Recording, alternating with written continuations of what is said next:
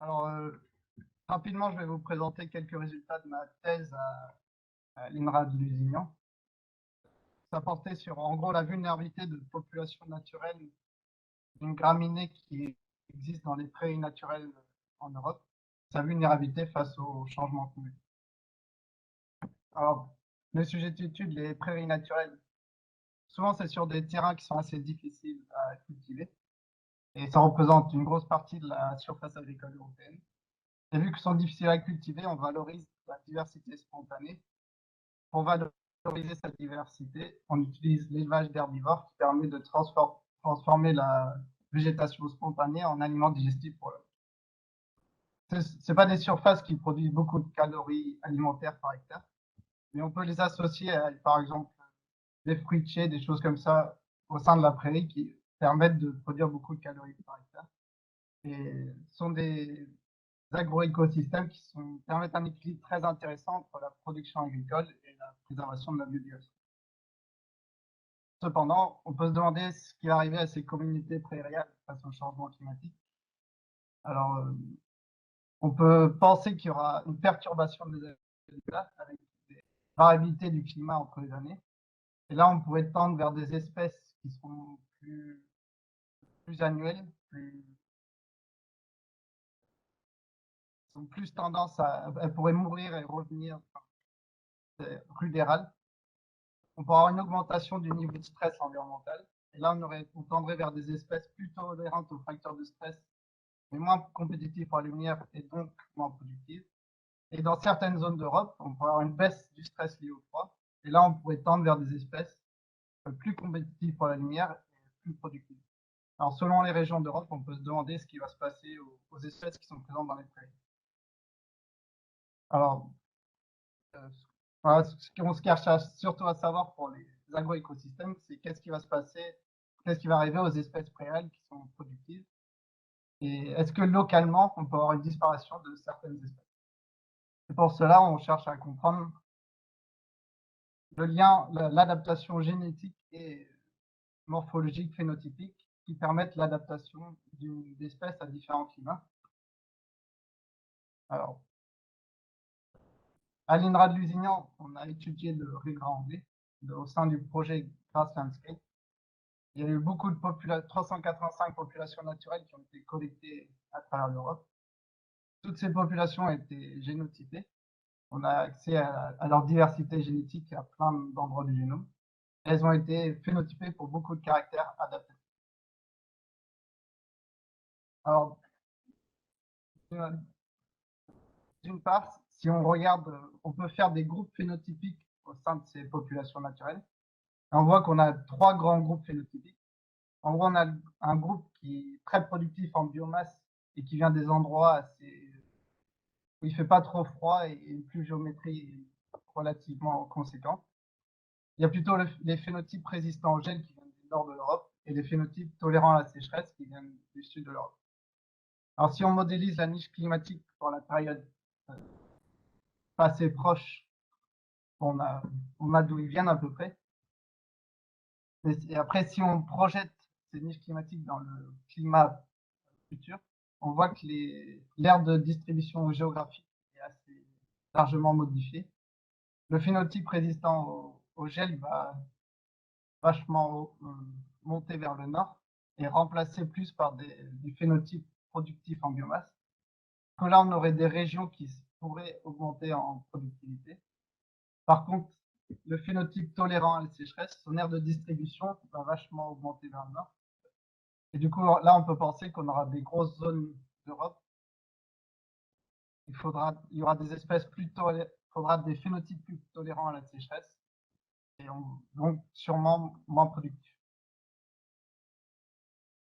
Alors, au niveau génétique, on peut se demander si l'adaptation à différents climats elle se fait avec une variabilité à quelques gènes sur le génome ou sur plein d'endroits du génome, il faut une variation pour pouvoir changer de climat. Alors, par exemple, si on regarde la croissance végétative, on voit que la distance phénotypique augmente avec la distance génétique assez linéairement. On ne peut pas avoir une forte distance phénotypique à une faible distance génétique. Et ça fait penser que pour la croissance végétative, c'est un caractère où il y a beaucoup de gènes impliqués. Et pour modifier le phénotype pour une adaptation, il faut une modification à nombreux endroits du génome. Tandis que pour un caractère reproductif comme la date des piaisons, là on observe plutôt qu'il y a quelques gènes qui permettent, en modifiant l'allèle au gène, on peut modifier le phénotype. Alors là, pour la date des piaisons, on peut avoir une adaptation oligogénique, on appelle ça. Et du coup, on a des gros gènes adaptatifs qui permettent l'adaptation.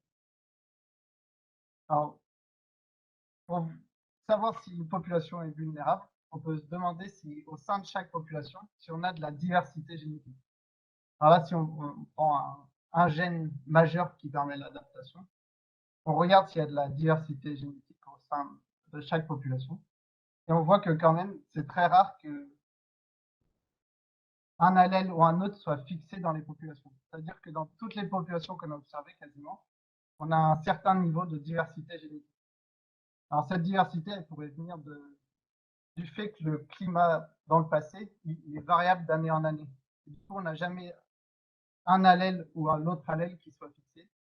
La variabilité du climat dans le passé aurait permis, entre autres, de maintenir une diversité génétique qui, elle, pourra être utile pour l'adaptation au climat futur.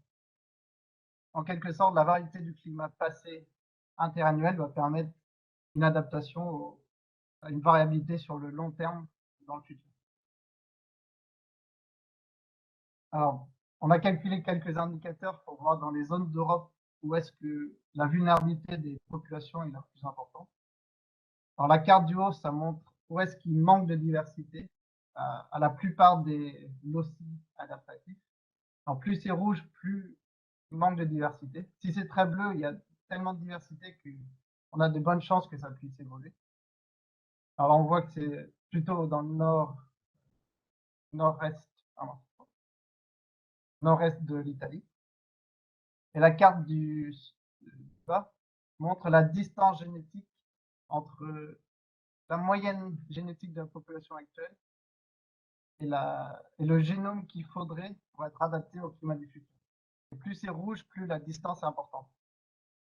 Et donc, si on combine les deux, on voit que quand même les populations du sud-est de la France et nord-ouest de l'Italie sont quand même a priori assez vulnérables au changement climatique et elles pourraient manquer de diversité. Thomas, Mais globalement, dans l'Europe, encore la 2 plupart minutes. des populations ont pas mal de diversité en leur sein et pourraient évoluer. Cependant, pour qu'elles puissent évoluer, il faut qu'il y ait reproduction sexuée. Et globalement, il faut des tailles importantes dans les populations. Et dans ces populations, il faut qu'il y ait de la reproduction sexuée. Et les pratiques agricoles actuelles ne favorisent pas forcément cela. Parce que déjà, les prairies naturelles sont en régression importante en Europe. Ça laisse place à de la forêt ou des prairies temporaires. Et du coup, la taille des populations se réduit. On a moins de chances d'avoir des individus adaptés juste par l'aléatoire. Et aussi, pour avoir un fourrage de qualité, les agriculteurs ont tendance à faucher avant la floraison, surtout avant la production de graines. Et du coup, les pratiques courantes empêchent l'évolution sexuée, enfin la reproduction sexuée et donc l'évolution génétique. Donc, il y aurait peut-être des pratiques à trouver qui permettraient de ça. On peut imaginer un fauchage tardif. On pourrait imaginer laisser des bandes fleurir au sein des champs. On pourrait imaginer faire des couloirs où on laisse plus de prairies permanentes dans des zones céréalières, par exemple. Enfin, voilà. Il y a plein de choses à imaginer pour essayer de permettre l'évolution des prairies. Le problème n'est pas tant de ressemer des choses adaptées, mais c'est plus de laisser évoluer ce qui existe. Voilà. J'ai essayé d'être rapide. Merci. Super, merci beaucoup.